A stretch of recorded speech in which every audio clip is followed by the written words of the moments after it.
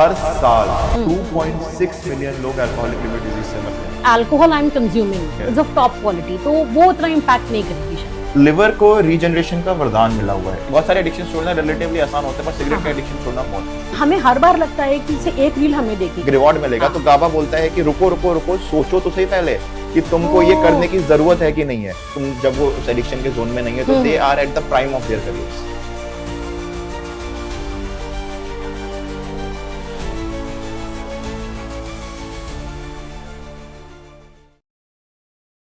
आनंदम। आज हमारे साथ हैं डॉक्टर गौरव त्रिपाठी, एक यंग रिसर्च साइंटिस्ट जिनकी उम्र सिर्फ 28 वर्ष है, लेकिन साइंस, रिसर्च और इनोवेशन के फील्ड में उनका पर्सपेक्टिव एक्सट्रीमली मोटिवेटिंग है। उन्होंने 28 इयर्स की एज में मॉलिक्यूलर मेडिसिन में अपना डॉक्टरेट कंप्लीट किया है। फिलहाल वो ICMR के एंटी माइक्रोबियल रेजिस्टेंस इनिशिएटिव में रिसर्च साइंटिस्ट के तौर पर काम कर रहे हैं। उनकी research alcoholic disease, infection, immune biology जैसी क्रिटिकल एरियाज पर फोकस्ड रही है। उन्होंने अपनी रिसर्च के लिए कई नेशनल और इंटरनेशनल अवार्ड्स भी जीते हैं। उनकी research nature portfolio, cell press और कई इंटरनेशनल रिप्यूटेड जर्नल में पब्लिश भी हुई है। क्यूरियोसिटी को करियर बनाकर डॉक्टर गौरव आज ऐसे सब्जेक्ट्स पर काम कर रहे हैं जो हमारे हेल्थ, ब्रेन, मेडिसिन और फ्यूचर को इम्पैक्ट करते हैं। आज हम उनसे बात करेंगे addiction, brain neuroplasticity, AI in medicine, pandemics, student mental health और साइंस के उन पहलुओं पर जो हर इंसान की जिंदगी से जुड़े हुए हैं। So please welcome doctor Gaurav Tripathi. आनंदम। आनंदम मैम। गौरव, जैसे एल्बर्ट आइंस्टीन ने एक बार कहा था कि the important thing is not to stop questioning. तो आई थिंक आज के पॉडकास्ट में हम आपसे बहुत सारे सवाल पूछने वाले हैं, जिसमें सबसे पहला सवाल है कि ये मॉलिक्यूलर मेडिसिन क्या होती है और आपका एक्सपर्टीज किस एरिया में है? मैम, अगर मैं डिफरेंशिएट करना चाहूँ ट्रेडिशनल मेडिसिन को और मॉलिक्यूलर मेडिसिन को, तो ट्रेडिशनल मेडिसिन के अंदर हम लोग बेसिकली क्वेश्चन पूछते हैं कि बीमारी क्या है और हम उसका क्या दवाइयाँ दे सकते हैं। पर मॉलिक्यूलर मेडिसिन में हम ये पूछते हैं कि बीमारी क्यों हो रही है, उसका जेनेटिक इम्पैक्ट क्या है, वो प्रोटीन लेवल पे कैसे काम कर रहा है, उसको हम कैसे अर्ली डायग्नोज कर सकते हैं, उसका प्रिवेंशन कैसे कर सकते हैं, उसका ट्रीटमेंट और नई दवाइयों के साथ कैसे कर सकते हैं। तो identifying the genetic links that how this disease is causing, what is the basically molecular mechanism behind it is what we address basically in molecular medicine. And ma'am, during my PhD I was privileged to work on infection, sepsis, antimicrobial resistance, and alcoholic liver disease and addiction as well. So I think that we were going to have a very good conversation about all these topics, and we'll discuss a lot about it. Doctor Gaurav, अगर हम बात करें, मान लीजिए मैं आपसे एक सवाल पूछूं कि आज आपने सुबह कितने बजे मोबाइल देखा था, कितनी बार मोबाइल देखा था, कितनी रील्स को आपने स्क्रॉल किया, कब आपने अपना मोबाइल बंद कर दिया, कब आपको ऐसा कभी लगा कि मुझे ना कोई और चीज़ देख लेनी चाहिए, मुझे कोई एपिसोड देख लेना चाहिए, किसी TV का एपिसोड देख लेना चाहिए। कई बार ऐसा होता है हमें बहुत ज़्यादा शुगर की क्रेविंग होने लगती है, लेकिन आपको ये समय नहीं याद रहता कि जितने समय हम मोबाइल की रील स्क्रॉल कर रहे हैं, हमें कब शुगर की क्रेविंग हो रही है। ये सारी चीज़ें हमारे जहन में इतनी आती नहीं है, लेकिन हम वो कर चुके होते हैं। पर अगर आप रिकॉल करने की कोशिश करें तो हमें एग्जैक्टली याद नहीं होता कि हमने ये सब चीज़ें कब करी। तो क्या ये एक तरह का एडिक्शन है? मैम, नेचुरली मैं ये बात बोलूँ तो एडिक्शन को जब लोग सोसाइटी में एसोसिएट करते हैं तो वो ये चीज़ समझते हैं कि हार्ड ड्रग्स का एडिक्शन या फिर अल्कोहल का एडिक्शन। बट अगर मैं नेचुरली बात करूँ तो ये एडिक्शन की कहानी 50 करोड़ साल पहले शुरू हुई थी, जब ब्रेन ने रिवॉर्ड एंड पनिशमेंट सिस्टम का डेवलपमेंट किया ह्यूमंस के इवोल्यूशन। तो बेसिकली अगर आप ऐसा देखें कि इंसान खाना क्यों खाता है, क्योंकि उसको एक प्लेजर मिलता है खाना खाने से, एक फीलिंग ऑफ कंप्लीटनेस आती है। वो पानी भी इसलिए पीता है, हम बच्चे भी इसलिए पैदा करते हैं, उनको ग्रो करते हैं कि it is a feeling of we feel good when we do it. So the feel good factor is basically what motivates us to go in the life, live long. True. But what happens is this pleasure system is basically dearranged in addiction. So what happens is that I want to do something, that's my motivation, and this is आप बहुत term सुनते होंगे dopamine. So dopamine is basically molecule in the body. हम जब भी कुछ अच्छा काम करते हैं तो हमारी बॉडी उसको डोपामिन के टर्म्स में रिएक्शन देती है और बोलती है कि you know I want it more. It's a feel good hormone basically. But जो प्लेजर प्रिंसिपल होता है, यस एग्जैक्टली, दैट जब भी हम कुछ अच्छा करते हैं तो हमें ऐसा लगता है कि हमें ये और करना चाहिए, and that is what dopamine is. But if you see that कई बार क्या होता है कि हमारी हैबिट्स ना किसी चीज को बहुत ज्यादा करने लगती हैं और उससे भी हमको प्लेजर नहीं मिलता, तो हम क्या करते हैं उसकी डोज बढ़ा देते हैं। फॉर एग्जाम्पल मैं गेम खेल रहा हूँ तो मुझे गेम खेलते खेलते पहले थोड़े से गेम में मजा आने लगा, बट फिर फॉर अ लॉन्गर रन हम गेम खेलते जा रहे हैं बट मेरे को फील सैटिस्फैक्शन नहीं मिल रहा। And when the need of getting more and more increase to the extent कि हम अपने आप को कंट्रोल खो देते हैं, that is the point where the addictions और the term addiction comes. So addiction is nothing but basically need of too much instead which is not required in the normal day to day life। हमें हर बार लगता है कि इसे एक reel हमने देखी, हम दोबारा शायद ये तिबारा इसलिए भी देखते हैं कि शायद इससे बेहतर कुछ मुझे देखने को मिलेगा, और इसी के चक्कर में हम स्क्रॉल करते जाते हैं। मैम विद टाइम ना हमारा कंप्लीशन फैक्टर खत्म होता जाता है, क्योंकि नोवेलिटी भी चली जाती है। Absolutely, जैसे अब अपन रील देख रहे हैं तो हमें पहले जब नई रील्स देखते हैं तो हमें लगता है कि okay it's good, but after some time हम वही रील्स दोबारा भी देख रहे होते हैं, बट स्टिल हम रील देख रहे होते हैं।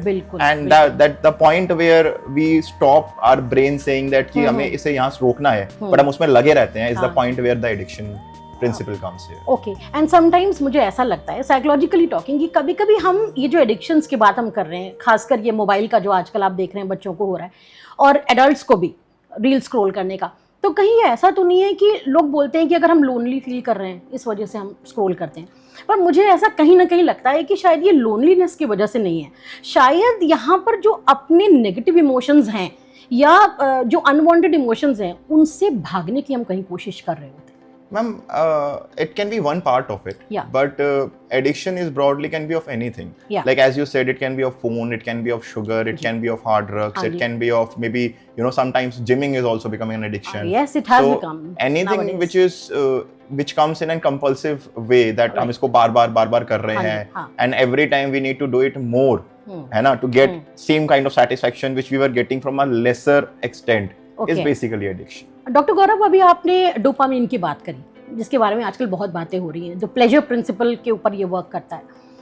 एक साइमन सिनेक एक मोटिवेशनल स्पीकर हैं, उन्होंने एक किताब लिखी है लीडर्स ईट लास्ट। उन्होंने बहुत सारी बातें की हैं डोपामिन के बारे में, कॉर्टिसोल के बारे में, लेकिन आप मुझे ये बताएं कि डोपामिन एग्जैक्टली है क्या और ये काम कैसे करता है? तो मैम अगर मैं आपको इसकी स्टोरी के बारे में बताऊं तो अरब 1950 के आसपास की बात है। इससे पहले ये माना जाता था कि हमारे बॉडी में ना एक फियर, फ्लाइट और स्ट्रेस हार्मोन होता है जिसको हम बोलते हैं एड्रेनालिन एंड नॉन एड्रेनालिन। और हम ये मानते थे कि डोपामिन बस इसका एक बाय प्रोडक्ट है जो बॉडी में कुछ तो करता है, बट हमें नहीं पता था क्या करता है। तो 1950 में एक स्वीडिश साइंटिस्ट थे, उन्होंने एक एक्सपेरिमेंट किया। उन्होंने क्या किया कि चूहों के ब्रेन के अंदर से डोपामिन को हटा दिया, और जैसे ही उन्होंने वो डोपामिन चूहे के ब्रेन के अंदर से हटाया, उनका मूवमेंट फ्रीज हो गया। फिर उन्होंने क्या सोचा कि चलो हम कुछ ना एक ऐसा आर्टिफिशियल डोपामिन मॉलिक्यूल बनाते हैं जिसको उन्होंने नाम दिया एल-डोपा। और उन्होंने वो हार्मोन जब उन चूहों को, जो फ्रीज चूहे थे, दिया तो उनके अंदर वापस मूवमेंट आ गया, उनका मोटिवेशन वापस आ गया। और इस पर्टिकुलर एक्सपेरिमेंट के लिए या स्टडी के लिए उनको 2000s में नोबेल प्राइज और फिजियोलॉजी एंड मेडिसिन मिला, और उनका नाम था आर्विद कार्लसन।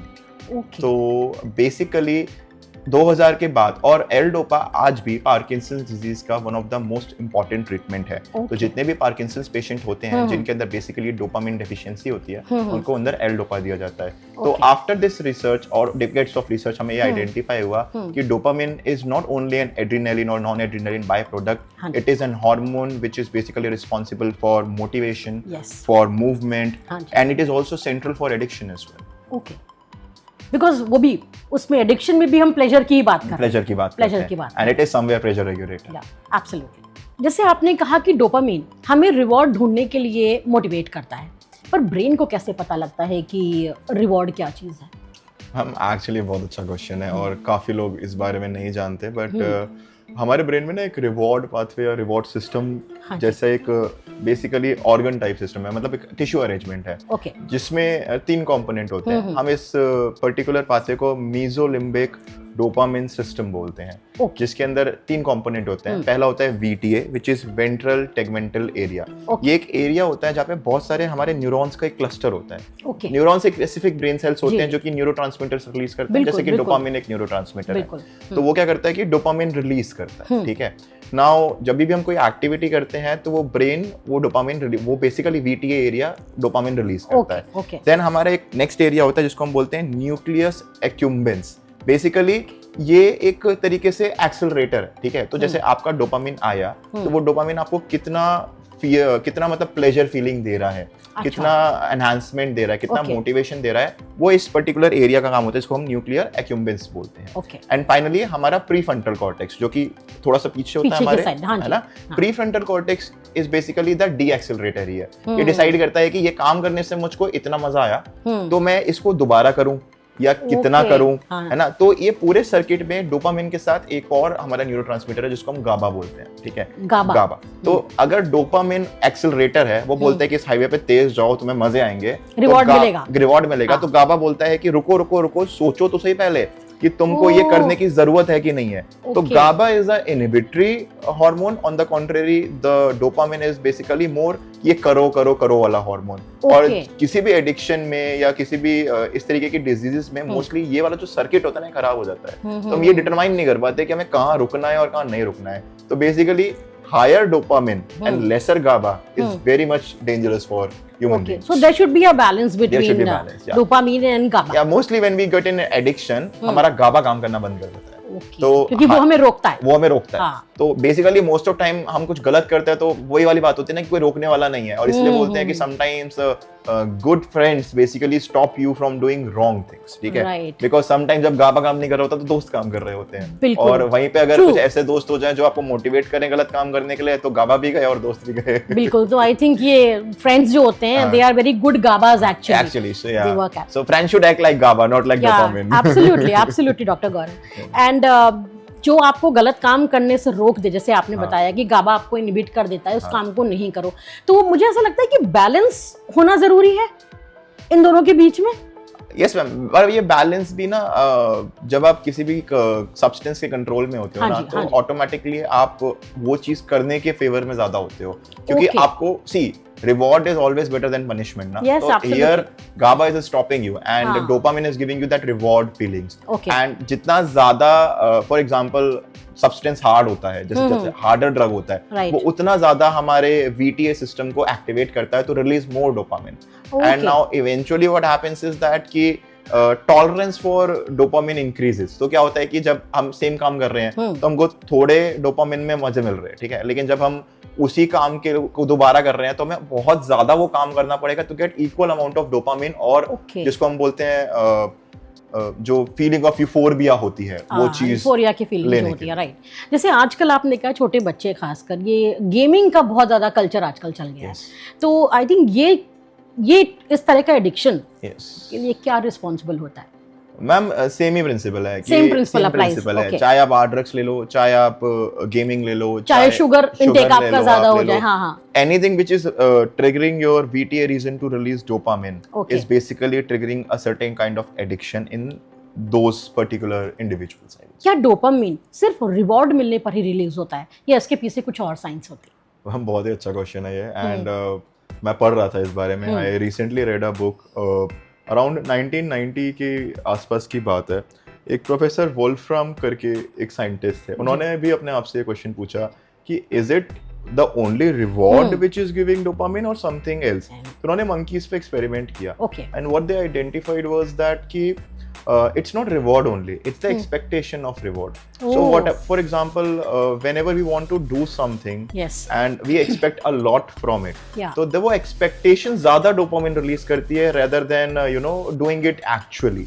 And यही उन्होंने identify किया, और ये जो एक्सपेक्टेशन है, अब क्या होता है कि जब हम कोई भी चीज एक्सपेक्ट कर रहे होते हैं तो उसमें हमें या तो रिवॉर्ड कम मिलता है या ज्यादा मिलता है, और जब हमारी दिमाग के अंदर एक पहले से एक थॉट बनी होती है कि हमको रिवॉर्ड मिलेगा, और वो रिवॉर्ड मिले कम या ज्यादा, तो इसको हम बोलते हैं रिवॉर्ड प्रेडिक्शन एरर बेसिकली। तो reward prediction error basically, okay. तो basically how much reward it, हमारा ब्रेन जितना, जैसे फॉर एग्जांपल मैं कहीं सी मेरे साथ भी ऐसा होता है कि मैं किसी कॉन्फ्रेंस में गया and I presented very well, ठीक है, और मुझे पता है मेरे कॉम्पिटिटर्स ने कैसा प्रेजेंट किया, but sometimes I get award, sometimes I don't get award, उसके पीछे एन नंबर ऑफ रीजंस हो सकते हैं, but when I get award, वो तो जब मैं स्टेज पे जाता हूँ ना, अवार्ड रिसीव करने से पहले जब वो इन्फॉर्मेशन आती है ना हमारे पास कि आपको अवार्ड मिला, सेंटर स्टेज में रहना, उस समय जो खुशी होती है is way way way more than जब मुझे वो एक्चुअल अवार्ड मिल रहा होता है, ठीक है। लेकिन ऑन रिवर्स केस, जैसे मुझे पता है कि मेरी प्रेजेंटेशन वहाँ पे बहुत बेटर थी, बट स्टिल मुझे अवार्ड नहीं मिला, तो स्टिल वहाँ रिवॉर्ड नहीं मिला, बट जो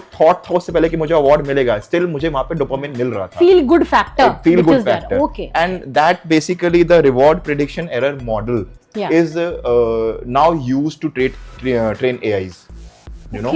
So what happens is कि casinos जैसे होते हैं, मैं आपको उसका क्लासिक एग्जांपल बताता हूँ कि हम कसिनोज में हमें हर बार अवार्ड नहीं मिलता, मतलब हम हर बार हम जाएं और हम जीते, लेकिन हर बार कसिनो जाने के थॉट से हमको बड़ी खुशी मिलती है, ठीक है। या यूट्यूब हो गया, इंस्टाग्राम हो गया, बच्चों का एडिक्शन हो गया, इन सब में जब आप देखो कि जब आप बच्चों को फोन नहीं देते हो, ठीक है, तो वो बार बार आपके पीछे आएंगे, आपसे 50 डील्स करेंगे, कुछ भी बोलेंगे, है ना, कि आप मुझे दे दो, तो उनका वो जो आस्किंग है ना, वो बेसिकली उनका वो डोपामिन बार बार उनको बोल रहा है कि you want that phone, okay, you want that, so that's a part of, you know, somewhere addiction only. और इसी के कॉन्सेप्ट पे 2024 में फिजिक्स में नोबेल प्राइज मिला था, जिन्होंने रिवॉर्ड प्रेडिक्शन एरर मॉडल्स के बेसिस पे एआईज को ट्रेन करना शुरू किया for various works including complex organisations, you know में, एंड ये बहुत ही क्लासिकल एग्जांपल है कि कैसे एक बायोलॉजिकल डोपामिन हाइपोथेसिस का जो रिस्क प्रेडिक्शन मॉडल था, उसको फिजिक्स के नोबेल प्राइज के लिए यूज किया गया फॉर बेसिकली ट्रेनिंग एआईज। तो डोपामिन खाली ह्यूमन इंटेलिजेंस को नहीं मॉड्यूलेट करता, उसका प्रिंसिपल एआईज को भी मॉड्यूलेट कर रहा है आज के दिन। जैसे आपने बताया reward prediction error, that means कि जो प्रेडिक्शन है रिवॉर्ड की, इसमें भी प्रॉब्लम है मैम, वो ज्यादा प्रॉब्लम है बल्कि जी। Expectations always kills. I always say that so मेरा मतलब I'm very privileged to work with a very beautiful scientist. मतलब he is extremely intelligent, and he have always taught me that Gaurav, until you get it, you don't think about it. ठीक है? Because whenever I you know in my life assumes I'm getting it and I don't get it, I become too much frustrated. And that is personally my problem, and I always want our viewers to understand that you should never you know think anything until you get it. Once it is in your hand, you feel the reward. But if you are not getting it and then you make plans in your mind that I would do this after winning the award, and then you don't get it, then believe me, that is more troublesome for your mental health. Expectations, I think, lead to sorrow. Exactly. And I think जो बात अभी आपने कही, I think Gita also works on the same principle कि कर्म करो पर फल की इच्छा नहीं करो. Exactly. So I think that took me a lot to understand. मतलब मेरे father and you know a lot of people used to say this same quote, and I used to say okay, but I'm always an hyper excited person. तो मुझे हमेशा से ना I always think after 5 years, what about 10 years? But recently, after reading so much and understanding the basic principles of neurosciences, I only suggest that until you don't get it, you don't think about it, and that would make you more happier than in a normal day-to-day life. Dr. Gaurav, ऐसे बहुत सारे लोग हैं जो alcohol भी लेते हैं, sugar intake भी उनका बहुत ज़्यादा होता है, टीवी बहुत ज़्यादा देखते हैं, मोबाइल पे स्क्रॉलिंग बहुत ज़्यादा करते हैं, सब चीज़ें करते हैं, बट वो एडिक्टेड क्यों नहीं होते फिर? मैम पहले तो मैं ना इसमें थोड़ा सा डिफर करता हूँ। एडिक्शन होना और एडिक्शन है रियलाइज करना इज टू डिफरेंट थिंग्स, ठीक है? Okay. मतलब सपोज मैं पूरे दिन फोन चला रहा हूँ and that is pretty normal to me, है ना, बट अगर मैं अपने आप को उस चीज के लिए पूछ नहीं रहा हूँ या एक्नॉलेज नहीं कर रहा हूँ कि मैं ये चीज एक्स्ट्रा कर रहा हूँ, तो मेरे लिए वो एडिक्शन नहीं है। इट माइट बी दैट आप एक थर्ड पार्टी पर्सन आके मेरी लाइफ में देख रहे हो कि मैं पूरे दिन फोन चला रहा हूँ और आप मुझे आके बोलो कि I am getting addicted and then I acknowledge it, तो that is self acknowledgement of addiction first. बाकी the question right would be that everyone does everything, but सबको हर कोई एडिक्ट नहीं होता। मतलब there are many cases in which people smoke also, people drink also, but they don't do it often. Then there are chain smokers also, है ना? So the chain smokers are addictive, I think. Yes, addiction. Okay, that is addiction. Ma'am जैसे cigarette addiction है, तो there are chain smokers, there are non, तो मेरे जैसे कुछ friends हैं हम लोग जो कभी कभी साथ में हुए तो we smoke somewhere, but Yeah. I never do it regularly, and there are not many people in my Okay. group who does it, but Okay. there are few friends of mine जो मतलब दिन में 20 packet of 20 cigarettes 30 cigarettes Oh, खत्म कर अच्छा. देते हैं. हाँ हाँ. तो मैम यहाँ पे ना न्यूरो साइंस का एक बहुत ही ब्यूटीफुल कॉन्सेप्ट आता है. अगर मुझे कभी न्यूरो साइंस किसी को पढ़ानी हो तो मैं यहाँ से शुरू करना चाहूंगा. That is neuroplasticity. Oh, you mean rewiring of the brain? Exactly. So Okay. what happens is that our brain is not like a एक solid foundation नहीं है कि आज भी ऐसा है और 90 साल वैसा ही रहेगा. What happens is that life के experience के साथ अपना brain भी rewire कर रहा होता है अपने आप को. Okay. For example, आप आज सुबह पूरे दिन में हम ये podcast कर रहे हैं या फिर हम किसी से बात कर रहे हैं या हम एक बुक पढ़ रहे हैं, तो हमारा brain ना उसमें से जो भी information उसको useful लगती है उसके हिसाब से हमारे पूरे नर्वस सिस्टम को रीमॉडल करता है. Okay. ठीक है. Okay. और basically the change in the brain that is happening on day to day level is neuroplasticity. और इसी में एक साइंटिस्ट थे जिनका नाम था डोनाल्ड हेब. 1949 में उन्होंने इसी पर्टिकुलर प्रिंसिपल को हेबियन प्लास्टिसिटी का नाम दिया था, जिसके अंदर हमारा ब्रेन न्यूरोप्लास्टिसिटी या Hebbian plasticity is very similar thing in which the brain rewires accordingly the kind of environment we are giving to it. इसका ना एक बहुत ही और अच्छा सा क्लासिक एग्जांपल मैं आपको देता हूँ कि न्यूरोसाइंस में ना एक से है कि the neurons that fire together wire together. Okay. So क्या होता है कि जैसे मेरे 2-4 न्यूरॉन्स हैं जो एक पर्टिकुलर सिग्नल पे एक्टिवेट हो रहे हैं. Okay. है ना. और वो साथ में एक्टिवेट हो रहे हैं. तो मैं जितनी बार उनको एक्टिवेट करूंगा उतनी बार उनके बीच का जो ये स्ट्रॉन्ग एसोसिएशन है ना वो बढ़ता जाएगा. सिमिलरली जो वीक, जैसे मैं कोई काम हफ्ते में एक बार करता हूँ तो हम इसको ऐसे समझते हैं कि बचपन में हम लोग बोलते हैं कि practice again and again, again and again. Practice makes the man perfect. perfect. So this basically works on Hebbian plasticity. Okay. So what happens is that जब हम एक ही न्यूरल सर्किट को बार-बार एक्टिवेट करते हैं तो उनके बीच का कनेक्शन स्ट्रांग होता जाता है. Right. और वो हमारे ब्रेन में लॉन्ग टाइम तक रहता है. फॉर एग्जांपल, अगर हम बचपन में गिटार सीखें और गिटार बजाना छोड़ दें तो हम बाद में गिटार नहीं बजा पाते. बट जो बच्चे एक रेगुलर इंटरवल पे हफ्ते में बार गिटार बजाते रहते हैं वो इवेंचुअली लॉन्गर एज में भी गिटार बजा पाते हैं. Okay. तो बेसिकली अगर हम किसी काम को रेगुलर इंटरवल्स पे बार करें तो हमारा ब्रेन ऑटोमेटिकली एक स्ट्रॉन्ग एसोसिएशन न्यूरल नेटवर्क उसके लिए बना देता है. Okay. और अगर हम किसी काम को, जैसे फॉर एग्जांपल क्या होता है कि हम आज ना एक बुक पढ़ेंगे, ठीक है, और हमने उसको आधा पढ़ा और छोड़ दिया, या फिर हम कोई काम करेंगे, हम ना एक स्पोर्ट खेलेंगे और हमने 1 महीना खेला और छोड़ दिया, फिर हम बोलते हैं यार हम उसमें एक्सपर्ट नहीं बने. ठीक है. तो कोई भी चीज एक्सपर्ट बनने के लिए ना आपको वो एसोसिएशन, वो ब्रेन का न्यूरल नेटवर्क स्ट्रॉन्ग करना पड़ता है. तो हेबियन प्लास्टिसिटी इस चीज को एक्सप्लेन करती है कि when you do things more and more again, ठीक है, your neural circuit becomes so strong that you never forget. And इसलिए again the practice makes a man perfect is a classic example which Hebbian plasticity is. Okay, I think this can be related to fixed mindset and growth mindset also. जैसे हम लोग को बचपन में बोला जाता है कि भाई ये काम तुमसे नहीं हो पाएगा, होता है घरों में ऐसा कि you can't do this work. अब अगर रेगुलरली किसी को बोला जा रहा है ये तुमसे नहीं होगा तो कहीं ऐसा तो नहीं होता कि ये भी एक रिवायरिंग हो जाती है आगे चल के, फिर वो बच्चा कर नहीं पाता उस काम को बिकॉज उसने ऑलरेडी एक लोगों से ये समझ लिया है कि ये मैं कर नहीं सकता. अब फिर कहीं जाकर वो फिक्स माइंडसेट का शिकार हो जाता है. मैं आपको ना इसमें काफी अच्छा न्यूरोप्लास्टिसिटी का कॉन्सेप्ट छुपा हुआ है. मैं ना आपको इसको ना ऐसे एग्जांपल देता हूं कि अगर हम एक फिश टैंक लें, ठीक है, जिसमें एक प्रेडेटर फिश और एक प्रे फिश हो, ठीक है, और हम उनको छोड़ दें तो प्रेडेटर क्या करेगा, प्रे को खा जाएगा. बिल्कुल ठीक है. पर अगर हम उसके बीच में एक ग्लास पैनल डाल दें, है ना, ऑब्वियसली बार क्या होगा कि प्रेडेटर प्रे को खाने की कोशिश करेगा और ग्लास पे टकराने की कोशिश करेगा, है ना. पर इवेंचुअली क्या हुआ, साइंटिस्टों ने वो शीशा हटा दिया, पर उसके बाद भी प्रेडेटर दोबारा प्रे को खाने की कोशिश नहीं करता. So you get conditioned actually. Exactly. So conditioning and neuroplasticity works together. तो इसलिए अब बोला जाता है कि बच्चे वही करते हैं जो अपने माँ बाप को करते हुए देखते हैं, है ना. अगर मेरे घर में एनवायरमेंट है जिसमें मैं रोज सुबह रनिंग पे जा रहा हूँ, जॉगिंग पे जा रहा हूँ, वॉकिंग पे जा रहा हूँ, वर्कआउट कर रहा हूँ, गेम्स खेल रहा हूँ, मेंटल पजल्स कर रहा हूँ, अपने बच्चों के साथ मैथ्स कर रहा हूँ, तो मेरे बच्चे वही करेंगे. Because children learn through imitation only. Exactly. But अगर मैं अपने घर में अल्कोहल कंज्यूम कर रहा हूँ, पार्टीज में जा रहा हूँ, एंड स्मोकिंग कर रहा हूँ, तो मेरे बच्चे का ब्रेन भी उसी तरीके से कंडीशन होगा. और या फिर उन्हें मना किया जा रहा है कि तुम ये काम नहीं कर सकते.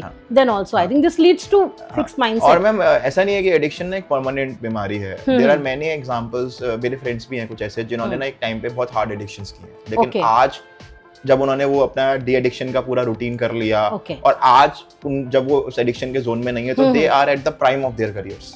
नो मतलब उन्होंने अपनी जिंदगी के लोएस्ट देखे और जब उन्होंने अपना लोएस्ट हिट किया ना एंड दे रियलाइज्ड कि उनका ये मैपिंग बहुत स्ट्रांग हो चुका है तो उन्होंने वो मैपिंग तोड़ी भी है। तो ऐसा नहीं है, इसलिए बोला जाता है कि पुराने घाव भर जाते हैं, ठीक है। तो आप चाहे कितने भी बड़े एडिक्ट बन जाओ, it is not impossible to get de-addicted, but strong will power is needed, and recognition that I'm doing wrong is the most important part to basically rewire this neuroplasticity. And because our brain is neuroplastic, that's why we can forget and create new memories. Yes, absolutely.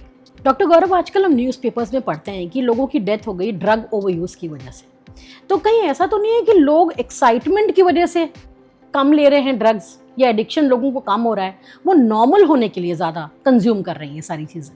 Ma'am psychologically काफ़ी depth वाली बात है, but इसको ना हम 2-3 तरीके से समझ सकते हैं। जैसे अभी हमने डिस्कस किया था कि क्या होता है कि the neurons fire together, wire together, है ना। सिमिलरली व्हाट हैपेंस इज कि इनिशियली जब हम कुछ भी शुरू करते हैं ना, we do it for fun, ठीक है। तो जो यूफोरिया हमको पहली बार ड्रग लेने में मिलता है, that gives bring us to an, so मैंने अपने फ्रेंड्स को भी बोलता हूँ कि you are living in your own land, okay, है ना। तो इसको हम ऐसा समझते हैं कि जब हम ड्रग्स लेते हैं ना तो हम अपनी एक अलग दुनिया बना लेते हैं, बिल्कुल, ठीक है। और वो दुनिया हमें बड़ी अच्छी लगती है, ठीक है। और फिर क्या होता है कि इवेंचुअली हम नॉर्मल बिहेव करने के लिए हमें ऐसा लगता है कि हमें ड्रग लेना जरूरी है, ठीक है। अब मैं अपना डे टू डे रूटीन काम कर रहा हूँ और मैं कोई ड्रग्स नहीं लेता, तो that is normal for me, ठीक है। मेरा नॉर्मल है, मैं एक्सरसाइज करता हूँ, उससे मुझे जो यूफोरिया मिलता है, I feel good at it. अब सपोज करिए कोई एडिक्ट है जो मैरिजुआना लेता है या कोकेन लेता है, तो what he feels is that मैं मैरिजुआना लेने के बाद बहुत अच्छा काम करता हूँ। और this has been very, if you ask any marijuana taking person, I would say that whenever I take marijuana I feel so good. So what happens is that when your normal becomes drug included, कि मेरा दिन तब शुरू होगा जब मैं सुबह सुबह marijuana फूक के काम करने शुरू करूंगा। When your normal needs the drugs, that is the point when the addiction comes. And for the question you asked कि overdose, तो मैम इसके लिए ना tolerance mechanism हम ब्रेन में बोलते हैं। तो इसमें क्या होता है कि अब जैसे डोपामिन है, तो डोपामिन काम तो वहीं करता होगा, और डोपामिन जिस रिसेप्टर पे काम करता है उसको हम बोलते हैं D2 रिसेप्टर, ठीक है। D2 receptor, okay. अब होता क्या है कि जब आप पहली बार कोई चीज करते हो तो आपकी बॉडी बहुत सारा डोपामिन रिलीज करती है, और आपकी बॉडी में बहुत सारे डोपामिन रिसेप्टर्स होते हैं जिसपे बाइंड करके यूफोरिया वाली फीलिंग आती है, ठीक है। पर क्या होता है लॉन्ग टर्म जब हम किसी एक सर्किट को बार बार प्रेस कर रहे हैं, जैसे कि हमने बोला, तो उस सर्किट में क्या होता है कि D2 रिसेप्टर्स इन पेशेंट्स में कम होते जाते हैं, ठीक है। तो the deficiency of D2 receptors में क्या होता है कि डोपामिन तो बन रहा है, पर क्योंकि रिसेप्टर्स उतने नहीं है तो उतना इफेक्ट नहीं आता। तो now what we need a large amount of dopamine to work on these receptors. तो अब लार्ज अमाउंट ऑफ डोपामिन कब आएगा? जब लार्ज अमाउंट ऑफ स्टिमुलस होगा। तो जैसे फॉर एग्जांपल अगर मैं किसी कोकेन एडिक्ट की बात करूं, तो पहले वो अगर शायद 0.1 mg कोकेन लेता हो या फिर 100 IU कोकेन लेता हो, आई exactly don't know the units, but जितना भी वो कोकेन कंज्यूम कर रहा था उससे उसको मान लीजिए x अमाउंट ऑफ डोपामिन मिल रहा था, है ना, और उसके x amount of dopamine receptors थे, तो उसको यूफोरिया मिला। अब वो रेगुलर बेसिस पे कोकेन यूज कर रहा है और उसके D2 रिसेप्टर्स कम होते जा रहे हैं। तो अब उतना सैचुरेशन फील करने के लिए या उससे ज्यादा सैचुरेशन फील करने के लिए वो क्या करेगा? More amount of cocaine consume करेगा। और नाउ जो लेस हार्ड ड्रग्स होते हैं वो लॉन्ग टर्म में डैमेज करते हैं, बट जो ये कोकेन और जो में भी ये जो मैरिजुआना, ओपियोइड्स या मेथैम्फेटामिन्स, ये ड्रग्स ना बहुत छोटी कंसंट्रेशन में भी एक्यूटली टॉक्सिक होते हैं आपकी बॉडी के लिए। तो व्हाट हैपेंस इज कि ड्रग ओवरयूज क्या करता है कि आपकी बॉडी को टॉक्सिक साइड इफेक्ट्स तो देता ही देता है, प्लस आपके ब्रेन के सिस्टम्स को इतना स्ट्रांगली रिवायर कर देता है कि वो हैबिट बन जाती है। तो अगर आप ऐसे देखो कि आप किसी एडिक्ट को बोलोगे तो वो अब ना जब नॉर्मली बैठा होगा तो आपसे बोलेगा यार मैं बहुत गलत कर रहा हूँ, मुझे पता है मैं अपनी फैमिली बर्बाद कर रहा हूँ, एवरीथिंग, स्पेशली अल्कोहलिक्स, है ना, पर मैं आपको रोक नहीं पाता। तो मैम ये ना उसकी विल पावर की कमी नहीं है, ये आपके हैप्पी सर्किट या हैबिट सर्किट ना इस तरीके से ब्रेन में रिवायर हो गए हैं कि आप चाह के भी ना नहीं बोल पाते, ठीक है। और ये एग्जैक्टली एक एडिक्शन की साइकोलॉजी होती है कि even if I want to leave I can't leave and it becomes too dangerous for them. So sometimes in de addiction we need to enclose them in a certain place कि वो ये सब काम ना कर पाए, वो फिर फोर्स्ड रिवायरिंग होती है, फोर्स्ड रिवायरिंग होती है। तो I think neuroplasticity is very much important, very important, I mean important to understand for people कि अगर मुझे एडिक्शन से दूर रहना है तो मुझे ये चीज समझनी पड़ेगी। एडिक्शन से दूर रहने के लिए एक्नॉलेजमेंट जरूरी है। Acknowledgement is more important. अगर acknowledge नहीं करोगे ना, जैसे अगर मुझे नहीं पता मैं क्या गलत कर रहा हूँ तो, और मैं there are many people who can't say sorry, मतलब I know 2 or 3, ठीक है, I don't know what the problem they have but they can't say sorry, and if they say sorry they feel too much ashamed or something like that, but मुझे ऐसा लगता है कि sorry is the first step to rectify your mistake, ठीक है, and वो genuinely दिल से आनी चाहिए, ऐसा नहीं है कि मतलब हाँ I say sorry to you and it's okay, no. I think fear of being ridiculed also is very important, like for these kind of people कि अगर मैंने sorry बोल दिया तो मेरा मजाक बन जाएगा, या again neuroplasticity, क्योंकि उनके साथ वो हुआ है, उन्होंने किसी को सॉरी बोला और किसी ने उसको बेइज्जत कर दिया तो वो इंसान दोबारा सॉरी नहीं बोलेगा, ठीक है, पर ये ना, ये भी आपकी खुद की न्यूरोप्लास्टिसिटी है कि आप अपने ब्रेन को ये चीज समझाओ that one thing happened once a time can't predict all the outcome of your futures. Alcoholics को या जो ड्रग एडिक्ट्स हैं उनको ये एक्नॉलेजमेंट कैसे आएगा? This is I think very important. Ma'am नहीं आएगा, उसके लिए ना हमें उसके लिए तो थेरेपीज आई थिंक जरूरी है उसके लिए, इसीलिए there are de addiction centres. De addiction centres में हम आपको बेसिकली कन्फाइंड ही करते हैं, राइट, ठीक है, कन्फाइंड करते हैं, हम आपके डोपामिन सर्किट्स को रिवायर करने की कोशिश करते हैं, देयर आर मेनी मेडिसिंस, ठीक है, L-Dopa also works here, but not very specifically. But yes, sometimes to give that dopamine surge to retreat back those receptors. And आप कभी देखना मैम ध्यान से, जितने भी ड्रग एडिक्ट रिकवर करते हैं ना, वो बहुत ज्यादा एक्सरसाइज करना शुरू कर देते हैं, क्योंकि उनको फिर वो जो यूफोरिया है ना, वो एडिक्शन का जो यूफोरिया है वो उनको एक्सरसाइज से मिलने लगता है। तो I think exercise is one of the best way to de-addict yourself. So, अगर एडिक्शन पालना है तो एक्सरसाइज का पालो, I think that is more important. Addiction पालना है तो किताब पढ़ने का पालो, हाँ, so उसमें आपका माइंडसेट भी एनहांस हो रहा है, और yes, absolutely. And also talking in this particular stages is very important, क्योंकि कई बार क्या होता है ना कि अगर आप एक एडिक्ट को एडिक्ट बोलोगे उसको बुरा लग जाता है, बिल्कुल, ठीक है, एंड अगर आपका कोई घर वाला बोल रहा हो तो ज्यादा बुरा लगता है, मुझे ऐसा लगता है कि जैसे अगर मैं एक फैमिली में हूँ, मेरी बीवी है, मेरे बच्चे हैं, और मेरी बीवी आके मुझे ये बात बोलेगी तो I might do something very bad with her in the form of addiction, but अगर कोई अननोन रैंडम बंदा आके ये चीज बोलता है, and that's why psychologists and these people who basically give these kind of talks and conversations we have is very important. So लोग ना mental health में ये बहुत बुरा मानते हैं कि नहीं यार साइकोलॉजिस्ट के पास जाने से मेरी इज्जत घट जाएगी, उनको लगता है कि सोसाइटी में, but believe me sometimes things coming from an unknown person or a third party is way better than coming from your family members, because that way you don't feel ridiculed, and you don't feel judged, and that is one problem of addiction actually. And I think parents should also understand कि अगर बच्चे में कोई problem है, मान लीजिए addiction की है, वो घर में तो इस बात को डिस्कस नहीं करेगा, नहीं वो अपने फ्रेंड सर्कल में जाकर बोलेगा। अब फ्रेंड सर्कल कैसा है दैट आल्सो डिपेंड्स। मैम आजकल ना वो प्रॉब्लम भी वही है कि ना कि हम नहीं चाहते उन लोगों से बात करना जो हमारे आसपास होते हैं, एंड उसमें जैसे आपने बोला being judged is one of the parameters, being judged I think is तो सभी कभी ना मुझे ऐसा लगता है, जैसे मैं भी कभी अनजान शहरों में जाता हूँ अपने टॉक्स के लिए, कॉन्फ्रेंसेस के लिए, या मैं out of India जाता हूँ, तो I talk with random people, and you can talk your heart out, believe me, because next time I'm not going to meet them again, so I can tell them anyone, and even they are not bothered to that much. So sometimes talking to strangers is the best way to let your pain out. But इसका एक और perspective, आजकल therapies आप देख रहे हैं, आजकल हर जेन जी therapy ले रहा है, तो I think in a way it's good also. जो बात आप शायद पेरेंट्स को नहीं बोल पा रहे, पहले तो पेरेंट्स को समझनी चाहिए कि बिना जजमेंटल हुए बच्चे से बैठकर 1-to-1 कॉन्वर्सेशन करें, उनसे बात करें, और अगर ये चीज़ पॉसिबल नहीं हो रही है तो वो थेरेपिस्ट के पास जाते हैं, and they are benefiting also. So इसको आप कैसे देखते हैं?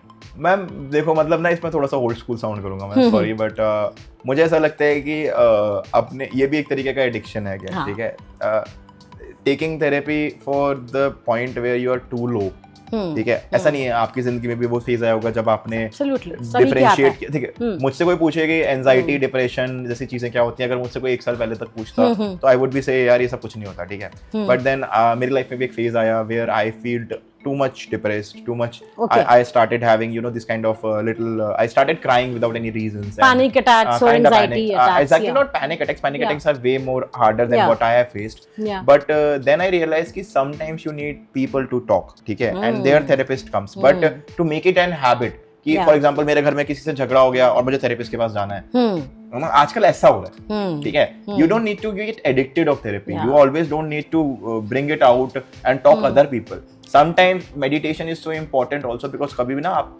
बैठ के खुद से बात करके देखो, वो भी अपने आप में थेरेपी है. Introspection I think is very important. Yeah, it is very important. And I am not against therapy, but I would say that use that when it is actually required. Yeah. ठीक है.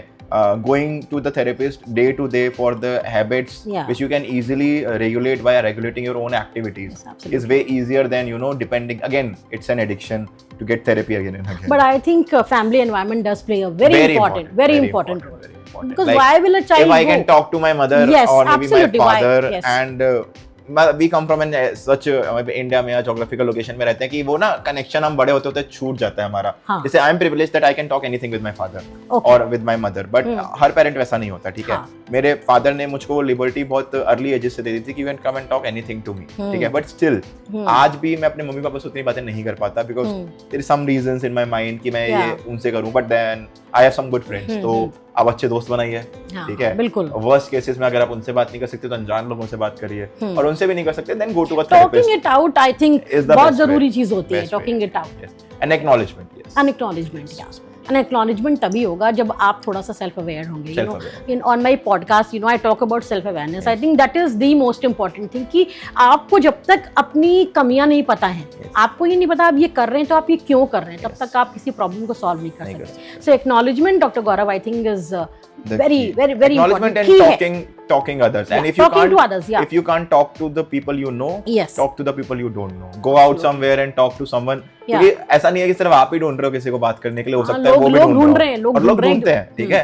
And people prefer to talk unknown people than known people sometimes when they are in some big problems which they can't explain. मतलब उन्हें ऐसा fear of judgment होगा वहाँ पे कि you know अगर मैंने ये बात अपने मम्मी पापा को बताई. जैसे I'll tell you a case in which एक 18 या 19 year old boy था and he had sex with someone and he became HIV positive. HIV positive. Okay. And for 7, 8, 9 years he hid it from his parents. Okay. And then eventually it translated to AIDS. And then once he was completely in the case, मतलब now HIV is very treatable. Yes. But in that time it is a little old story. Yeah. He died because of non-acknowledgement. ठीक है.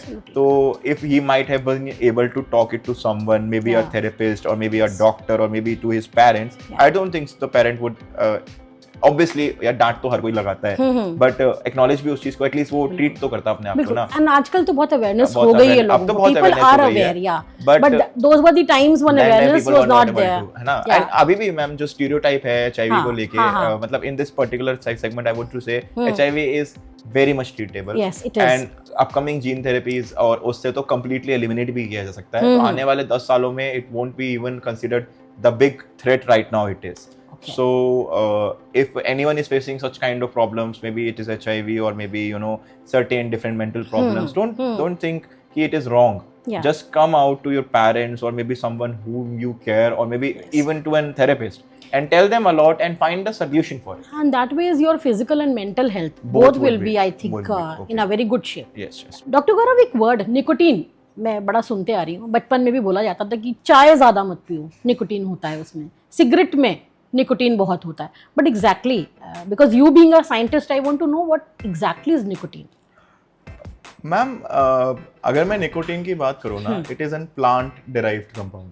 ठीक है. Plant ये compound बनाता है, तो एक तरीके से एंटीबैक्टीरियल एक्टिविटी है इसकी. ये बैक्टीरियाज को या इन्फेक्शन को प्लांट में रोकता है. और यूजुअली ऐसा बोला जाता है कि nicotine and cigarettes are same. ठीक है. आप निकोटीन कंज्यूम, सिगरेट कंज्यूम कर रहे हो मतलब आप निकोटीन कंज्यूम कर रहे हो, but that's not true. Point ये है कि सिगरेट को जब हम बर्न करते हैं ना, तो उसके 7000 से ज्यादा केमिकल्स बर्न होते हैं. जिसमें जैसे कि तार है, बेंजीन है, बहुत सारे ऐसे कंपाउंड्स हैं जो कि आपके लिए हेल्थ हजार्ड्स होते हैं. तो क्या निकोटीन उसमें से एक कंपाउंड है? यस, निकोटीन एक कंपाउंड है जो सिगरेट में रेडिली अवेलेबल होता है. और क्योंकि निकोटीन के अंदर ना एक क्विक एब्जॉर्प्शन कैपेसिटी होती है. ठीक है. जैसे आप स्मोक अंदर लेते हो, क्या होता है, आपका बॉडी निकोटीन एब्जॉर्ब करता है और डायरेक्टली ब्रेन में पहुंच जाता है. और हमारे पास ब्रेन में ना एक निकोटीन एसिटाइल कोलाइन रिसेप्टर्स होते हैं. ठीक है. वो निकोटीन को पकड़ के डोपामिन रिलीज कर देते हैं. ठीक है. Again it comes with the dopamine. ठीक है. तो व्हाट हैपेंस इज दैट जैसे ही आप सिगरेट पीते हो, निकोटीन ब्रेन में इमीडिएटली पहुंचता है. The fast transfer it has. ठीक है. और जाके रिवॉर्ड पाथवे एक्टिवेट करता है जिससे डोपामिन रिलीज होता है, तो आप अटेंटिव फील करते हो, आप थोड़ा एनर्जेटिक फील करते हो, आप फील करते हो कि मेरी जो स्ट्रेस थी वो थोड़ी कम हो गई, ठीक है। एंड बट अगर मैं आपको बताऊं ना, देयर आर मेनी स्टडीज जिन्होंने ये प्रूव किया है कि nicotine as a molecule is anti cancerous in nature. It is anti-cancerous. It is anti-cancerous. And it has been that's not very मतलब ऐसे नहीं बोलूंगा कि बहुत well defined studies हैं ये, but हाँ there are many studies जिसमें उसको ulcerative colitis के भी ट्रीटमेंट के लिए यूज किया गया है। It is anti-cancerous. It has been used for मतलब as an anti-cancer agent as well. And it is also shown that कि जो लोग स्मोक करते हैं, मतलब अगेन मैं किसी को ये नहीं बोल रहा कि आप स्मोक करो, but smokers have less chance to have Parkinson's disease. Okay. So that is because Parkinson's में डोपामिन नेटवर्क ही खराब होता है, एंड स्मोकर्स बिकॉज उसको हाइपर एक्टिवेशन देते हैं, तो उनमें पार्किंसंस होने की प्रोबेबिलिटी थोड़ी सी कम होती है, ठीक है। तो nicotine as a molecule is not bad, but because it activates directly the reward pathway, it is addicting. That becomes addictive then. Addictive. And because what happens in case of cigarette is that the absorption is so fast of nicotine that you immediately feel so much euphoric. मतलब long term में वो euphoria कम होता जाता है, is a different thing. But हर बार आप cigarette पीने के लिए ना बहुत ज्यादा crave करोगे, because वो ना बहुत quick action होता है, और ये quick action होने के कारण सिगरेट एडिक्शन छोड़ना दुनिया का one of the toughest tasks. Yes, I've seen people, chain smokers. They can leave alcohol, maybe they can leave opium, and मतलब बहुत सारे एडिक्शन छोड़ना रिलेटिवली आसान होते हैं, पर सिगरेट का एडिक्शन छोड़ना बहुत मुश्किल। तो nicotine is one of the very highest I think addictive element in cigarette, and because इसका ना लॉन्ग टर्म डैमेज इतना ज्यादा होता नहीं, मतलब लॉन्ग टर्म डैमेज है पर शॉर्ट टर्म डैमेज जैसे हार्ड ड्रग्स का आपको इमीडिएटली दिख जाता है, इसका डायरेक्ट एविडेंस कोई होता नहीं है। आप धीरे धीरे स्मोक करते रहते हो इवेंचुअली आपको एम्फाइज्मा या स्मोकर डिजीज हो जाती है, ठीक। तो इससे आपके लंग्स भी affected होते हैं, obviously that's so, but it's not from nicotine, it's not because of nicotine, but because of smoking it happens. Nicotine is basically creating a reward pathway which is triggering you to smoke more, 7,000 more chemicals along with it, ठीक है। so the damage in lungs is coming from the 7,000 compounds, and the reward pathway it is bringing and making you addicted is the bad part of nicotine. But as a molecule, nicotine can be used as a drug in future, pure molecule. But अगर मैं बोलूँ कि cigarette is a substituent जिससे आपको nicotine का level बढ़ा के आपकी बॉडी में कुछ अच्छा होने वाला, तो ऐसा कुछ नहीं होने वाला। Again, I think it's the question of acknowledging things, Again. But nicotine is not a bad molecule, but its reward activity is the bad activity which triggers that we should avoid having nicotine much in our life. तो आपको किसी चीज की अगर लालच दे दी जाए, हम लोग बात करते हैं, तो अगर आप लालच की वजह से वो काम करते हो तो आगे चल के प्रॉब्लम्स आती है। सो उस ट्रैप में आई थिंक रिवॉर्ड के ट्रैप में नहीं फंसना है। एग्जैक्टली। और दूर रहो निकोटीन से, मैं तो यही बोलूंगा।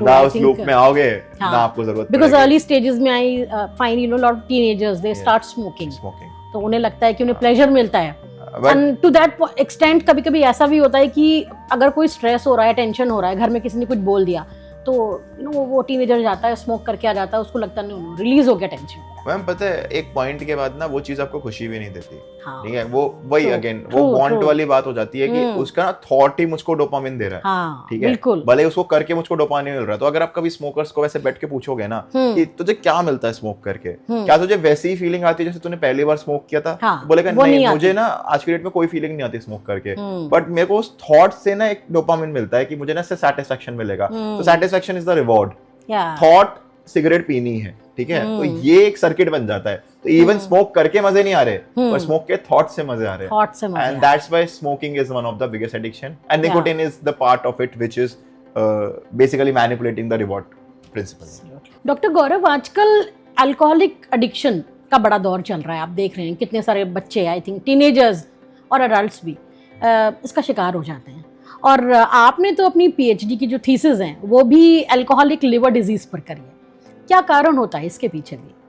मैम मैं आपको एक बात बताता हूँ, जैसे कि हम regular day to day life में ना अल्कोहल को अपना पार्ट बना लेते हैं, ठीक है, कि हफ्ते में वीकेंड है पीने चलते हैं, फ्रेंड्स के साथ जा रहे हैं पीने चलते हैं, सोशल नॉर्म है पीने चलते हैं। बट अगर मैं आपको कुछ स्टैटिस्टिक्स बताऊं ना, हर साल 2.6 मिलियन लोग अल्कोहलिक लिवर डिजीज से मरते हैं। हर हफ्ते 7 से 10 हजार लोग मरते हैं। हर घंटे 200 से 300 लोग अल्कोहलिक लिवर डिजीज के चक्कर में अपनी जिंदगी खोते हैं। तो ये सोशल नॉर्म, ये सोशल कल्चर और इसका इकोनॉमिक इम्पैक्ट भी बहुत ज्यादा है। Absolutely. आप ये सोचिए कि ऐसे बहुत सारे प्रीमियर इंस्टीट्यूट सरकार को बनाने पड़ रहे हैं जिसके अंदर सिर्फ अल्कोहलिक लिवर पेशेंट्स का इलाज होता है। और होता क्या है कि बिकॉज हमारे लिवर में ना रीजनरेटिव कैपेसिटी बहुत हाई होती है, तो क्या होता है कि जब हम अल्कोहल कंज्यूम करते हैं हमारा लिवर डायरेक्टली उसको लेता है और उसको डिटॉक्सिफाई करता है, और उसमें क्या होता है कि हमारा लिवर ना हार्ड होना शुरू कर देता है, ठीक है। और जैसे तो अगर आप नॉर्मली लिवर को ऐसे लोगे और उसको ऐसे स्ट्राइक करोगे तो it is very soft delicate organ, ठीक है। बट जब आप लॉन्ग टर्म अल्कोहल कंज्यूम करने लगते हो तो पत्थर बनना शुरू हो जाता है, और इसी को हम फाइब्रोसिस बोलते हैं। फाइब्रोसिस। तो अगर आप kind of a tumour sort of, अगर fibrosis tumour is uncontrolled growth, fibrosis is basically hardening of liver. तो होता क्या है कि जब आप किसी भी जहर के या किसी भी टॉक्सिक के कांटेक्ट में आते हैं तो लिवर वहाँ पे स्कारिंग कर देता है, और वो स्कारिंग ही फाइब्रोसिस होती है या हार्डनिंग होती है लिवर की। तो इसमें एक बीच में एनोनिमस पॉइंट में ये बोलना चाहूँगा कि आप अगर ड्रिंक करते हैं या फिर आप अल्कोहल कंज्यूम करते हैं तो आप रेगुलरली अपना एलएफटी और फाइब्रोस्कैन कराते रहा करें, कि फाइब्रोस्कैन आपके लिवर की टेंसाइल स्ट्रेंथ बता के ये बता सकता है कि आप कितने डैमेज हो रखे हैं या आपके लिवर का फैट कंटेंट कितना है, ठीक है। तो इससे आपको एक आइडिया रहेगा कि आपकी लिवर हेल्थ कैसी है। दूसरा, लिवर को रीजनरेशन का वरदान मिला हुआ है। इसका मतलब ये नहीं है कि वो डैमेज नहीं होता, ठीक है। लॉन्ग टर्म अल्कोहल कंजम्पशन से लिवर डैमेज होगा ही होगा, ठीक है। तो आई फील से दैट कि alcohol addiction is actually a very grave problem. And ma'am पता है, इसमें मैं आपको पर्सनली बताता हूँ, तो मैंने बहुत टाइम तक आईसीयू में काम किया, ठीक है। मेरी study and stage liver disease patients पे थी।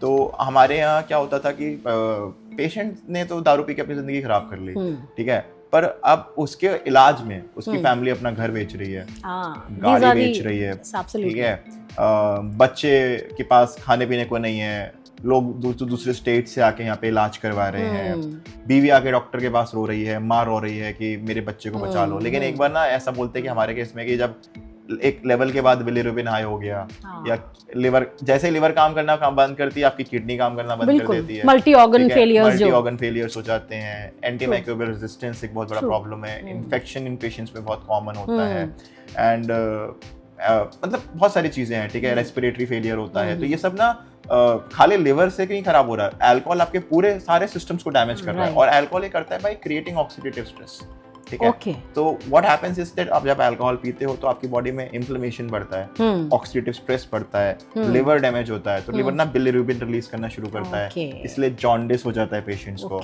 Jaundice is one of the features जो अल्कोहलिक लिवर डिजीज में बहुत कॉमनली रिप्रेजेंट होता है, ठीक है। ऑल्सो इन पेशेंट्स में पेट में पानी भरना शुरू हो जाता है, ठीक है। तो इसको हम बोलते हैं first sign of decompensation. Water retention, जैसे नॉट वाटर रिटेंशन, आपके स्टमक में एक्चुअली पानी भरना शुरू हो जाता है, आपके मतलब इसको हम बोलते हैं एसाइटिस या एसाइटिक फ्लूइड हमारी भाषा में।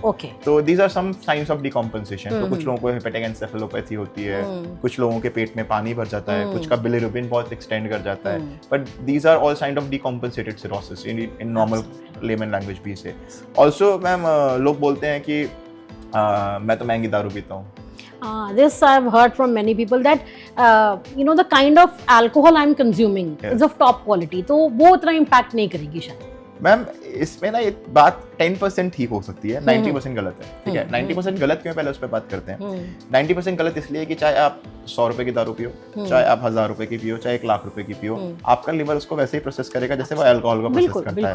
वो अल्कोहल उतना ही डैमेज करेगा जितना 100 रुपए वाली दारू कर रही है या 10,000 रुपए वाली दारू कर रही है। But now the 10% which I was talking about is distillation and methanol poisoning, ठीक है। तो what happens is that अगर आपकी अल्कोहल अच्छे से डिस्टिल्ड नहीं है, ठीक है, या फिर उसके अंदर किसी कारण से मेथनॉल कंटामिनेशन है, तो उस केस में क्या होता है कि methanol is very poisonous for human body, ठीक है। हम जो नॉर्मल अल्कोहल कंज्यूम करते हैं वो एथेनॉल होता है, एथाइल अल्कोहल होता है, ठीक है। Methanol is what happens is that it goes bind with haemoglobin and create a lot of methanol toxicity. तो इसीलिए इवन जिन लोगों को मेथनॉल टॉक्सिसिटी होती है उनको फिर एथेनॉल दिया जाता है टू रिप्लेस, क्योंकि मेथनॉल और एथेनॉल कॉम्पिटिटिव बाइंडिंग करते हैं एक दूसरे के साथ। तो मेथनॉल पॉइजनिंग का इलाज भी एथेनॉल से ही होता है, ठीक है। तो जो सस्ती दारू होती है या जो जिसको हम देसी दारू बोलते हैं या अनफिल्टर्ड दारू होती है, उसमें मेथनॉल कंटामिनेशन होता है, और इसलिए आप लोग सुनते होंगे कि फलाने ने गांव में दारू पी तो उसकी मौत हो गई। बहुत सारा सुनने को मिलता है methanol poisoning only. And finally I would say that alcohol doesn't destroy a single person. Absolutely. It destroys families. Yes, it destroys the nation's economy. क्योंकि अगर आप जाके सरकारी अस्पताल में देखोगे ना तो 50% मेल्स जो वहाँ पे हैं वो it's because of alcoholic liver disease.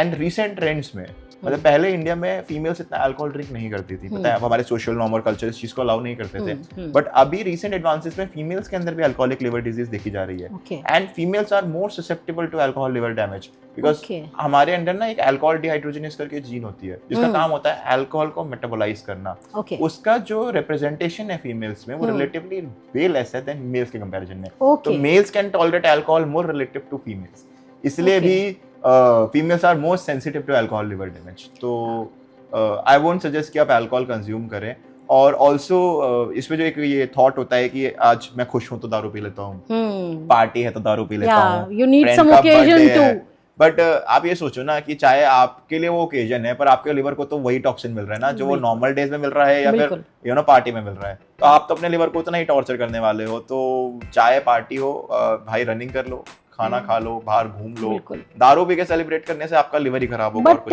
एक यहाँ पर बड़ी एक इंटरेस्टिंग फाइंडिंग आई थिंक मैंने कहीं पढ़ी थी कि जेनजीज में अल्कोहलिज्म अब धीरे धीरे कम हुआ है, मतलब वो जो कंज्यूम करते हैं अल्कोहल वो शायद उन्होंने कम कर दिया है। ये सच है, this is true, because Gen Zs are, I guess, more sensitive towards their health and body. मतलब मैं तो borderline Gen Z पे आता हूँ, ठीक है, मतलब मेरे 97-98 के आसपास ही Gen Z कल्चर शुरू हुआ था, तो I'm not that Gen Z, but I know many of my students जिनको मैंने पढ़ाया है, वो आज भी, जब मैं उनसे उस टाइम मिला था तब भी वो इतने फिटनेस एंथुसियास्ट थे और वो आज भी उतने फिटनेस एंथुसियास्ट हैं, and I guess this fitness concept that is becoming in the Gen Zs is one reason that even if they drink alcohol they go in the morning in the gym and work out for 6 times, because एक चीज जो मैं आपको बताना भूल गया is that liver and muscle work together, तो that's very interesting, I think liver regeneration is very much triggered by muscle, ठीक है, तो if you go work out heavily, ठीक है, और आपने रात को अल्कोहल कंज्यूम किया है तो आपका लिवर बहुत प्रोमिनेंटली जल्दी रीजनरेट करेगा। Even alcoholic liver disease patient में हम लोग एक्सरसाइज करवाते हैं ताकि उनका लिवर रीजनरेट हो, तो muscle and liver is connected, तो if you drink, if you can't avoid it, then definitely go for a workout session next day, ठीक है, at least that would compensate the damage you had, ठीक है, बाकी I don't promote alcoholism, but in case you are doing, like sometimes you do it because of one or two reasons with your friends sometimes, you know, but then exercise a lot is a way to basically control the damage done by and most alcohol. important acknowledge doctor Gaurav, आजकल हम cannabis या marijuana addiction की बात बहुत करते हैं, बहुत सारी कंट्रीज में ये लीगल भी है, बहुत खुलेआम बिकती है, इसको रिक्रिएशनल पर्पस के लिए भी लोग यूज़ कर रहे हैं, मेडिसिनल पर्पस के लिए भी ये यूज़ की जाती है, तो एग्जैक्टली ये ड्रग क्या है और इसका एडिक्शन कैसा होता है साइंटिफिकली, अगर आप हमें इसके बारे में बताना चाहें। मैम, अब मैं ना मतलब बहुत सरप्राइज हो जाता हूँ कि जब ना लोग कैनबिस को डिफेंड करते हैं तो ये बोलते हैं कि ये तो नेचुरल है, it is natural, it is natural, it is coming from plant, we are not doing anything, तो मैं एक एक करके इस पे बात करेंगे, लेकिन मैं पहले आपको ये बताऊं कि आज से जो 40 साल पहले कैनबिस मार्केट में आया करती थी उसमें 10 से 15%, 20% THC हुआ करता था। THC एक मेन कंपोनेंट होता है जिसको हम कैनाबिनॉइड्स बोलते हैं, ठीक है, तो आज के डेट में करीब जो अभी मार्केट में जो कैनबिस आ रही है उस पे 80 से 90% THC होता है, और अब हम इसको इस तरीके से अज्यूम करना शुरू करते हैं कि एक प्लांट है कैनबिस, इसके अंदर 500 से 600 एडिक्टिव कंपाउंड्स हैं, जिसमें से 100 से ज्यादा कैनाबिनॉइड्स कैरेक्टराइज्ड हैं, जिसमें टेट्राहाइड्रोकैनाबिनॉल THC सबसे इंपॉर्टेंट कंपाउंड है जो कि कैनाबिनॉइड एडिक्शन में माना जाता है, ठीक है। नाउ कैनाबिनॉइड, जैसे हमने बहुत सारे रिसेप्टर्स की हमने बहुत सारी बात करी कि डोपामिन एक रिसेप्टर से काम करता है, निकोटीन रिसेप्टर से काम करता है, ऐसे कैनाबिनॉइड भी कैनाबिनॉइड रिसेप्टर से काम करते हैं, ठीक है, जिसको हम बोलते हैं CB1 receptor, CB1 receptor. But सबसे सरप्राइजिंग बात ये है कि कैनाबिनॉइड के रिसेप्टर्स पता है कहाँ मिलते हैं? ये मिलते हैं आपके उस रीजन में जिसको हम बोलते हैं एंडोकैनाबिनॉइड सिस्टम ऑफ ब्रेन, ठीक है, तो ये यहाँ पे 3-4 पार्ट होते हैं ब्रेन के, अगर आपने सुना हो, जिसको हम बोलते हैं हिप्पोकैम्पस, एमाइगडाला, ठीक है, प्रीफ्रंटल कॉर्टेक्स, ठीक है, इन सब के अंदर आपके अंदर बहुत सारे कैनाबिनॉइड रिसेप्टर्स होते हैं, और ये 3 सिस्टम मिलके आपके इमोशंस, आपकी मेमोरी और आपके डे टू डे इंटरेक्शंस को रेगुलेट करते हैं, ठीक है, तो बेसिकली अगर आपका डिसीजन मेकिंग है, आपकी रेगुलेटिंग मेमोरी है, तो ये सब के सब CB1 रिसेप्टर्स के अंडर आते हैं। जब आप कैनाबिनॉइड लेते हो तो क्या होता है कि तो एक साइंटिस्ट थी नोरा वॉल्को, डॉक्टर नोरा वॉल को, और वो पेट इमेजिनिंग पे काम करती थी। तो ये ना ब्रेन की एक इमेजिनिंग सिस्टम होती है। तो उन्होंने क्या किया कि उन्होंने देखा कि जो लोग मैरिजुआना कंज्यूम करते हैं उनके प्री फ्रंटल कॉर्टेक्स में, हिप्पोकैम्पस में, एमाइगडाला में ब्लड फ्लो और ग्लूकोज मेटाबॉलिज्म कम हो जाता है। ठीक है, तो because of that addiction, because of the excessive use of cannabinoids. ठीक है, एंड इससे क्या होता है कि हमारा जो अटेंशन है, ठीक है, और अटेंशन है, ठीक है, तो देख क्या हो रहा है कि ये हमें हमारी मेमोरी को रेगुलेट कर रहा है, ये बता रहा है कि हमें कैसे जीना है, ठीक है, ये हमारे इमोशंस को, हमारे डिसीजंस को रेगुलेट कर रहा है, ठीक है। तो जब हम कैनाबिनॉइड लेते हैं और वहाँ का ब्लड फ्लो थोड़ा सा डिक्रीज करता है तो हम टेंशन फ्री हो जाते हैं, हम यूफोरिया में चले जाते हैं, अनदर वर्ल्ड दैट क्या होगा।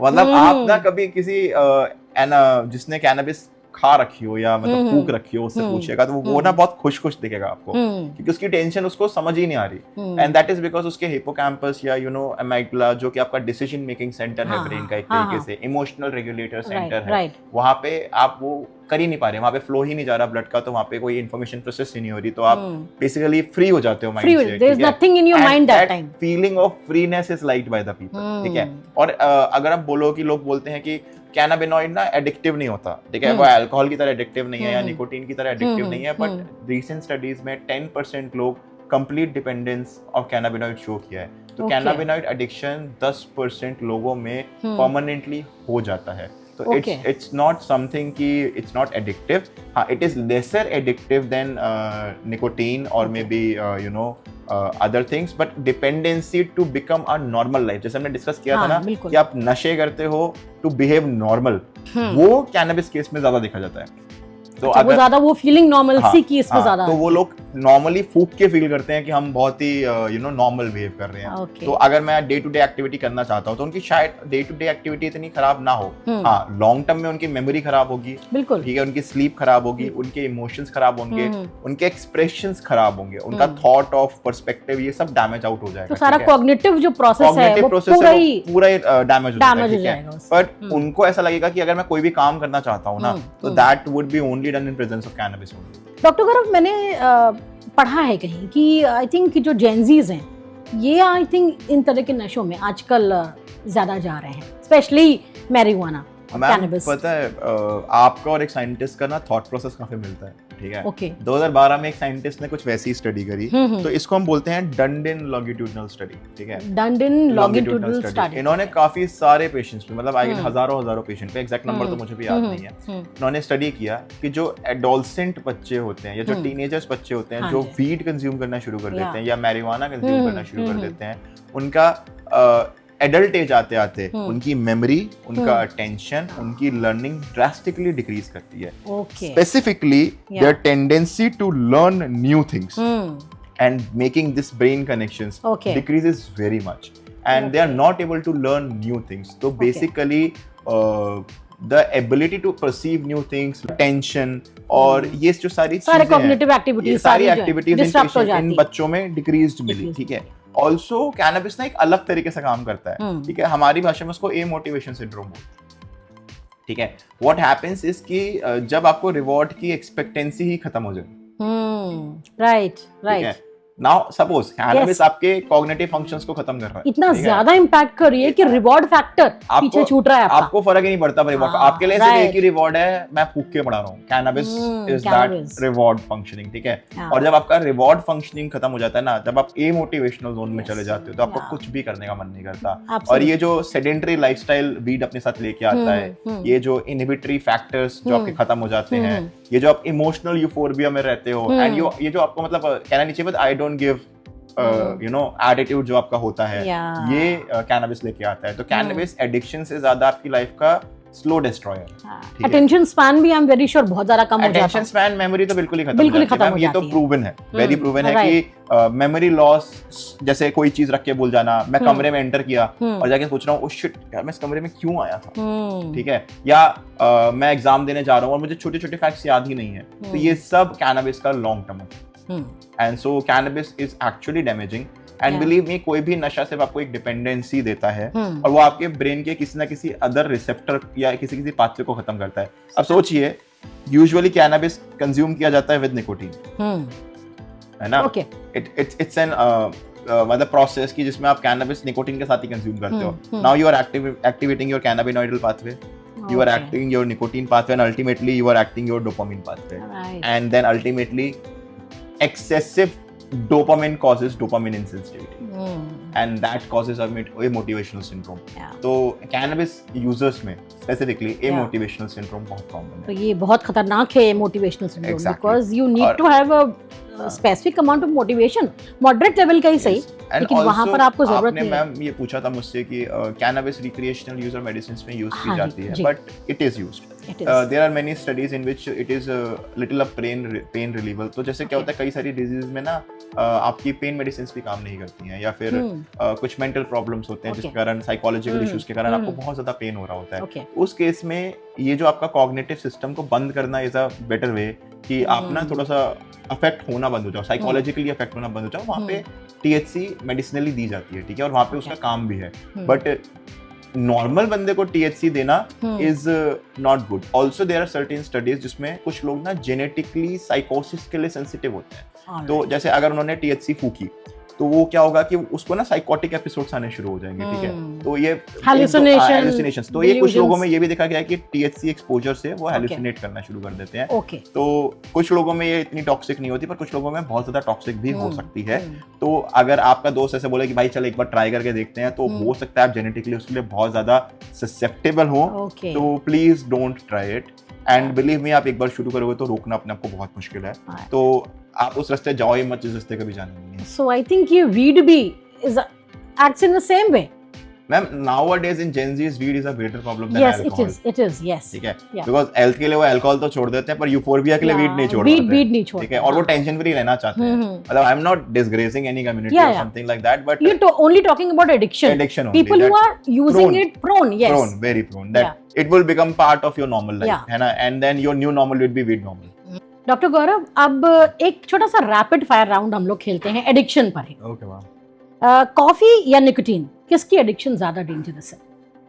Ma'am nicotine, but coffee is very good for your health. तो अगर आप नॉर्मली कॉफी कंज्यूम करते हो, आप लिवर डिजीज से थोड़े रेजिस्टेंट हो. ओके.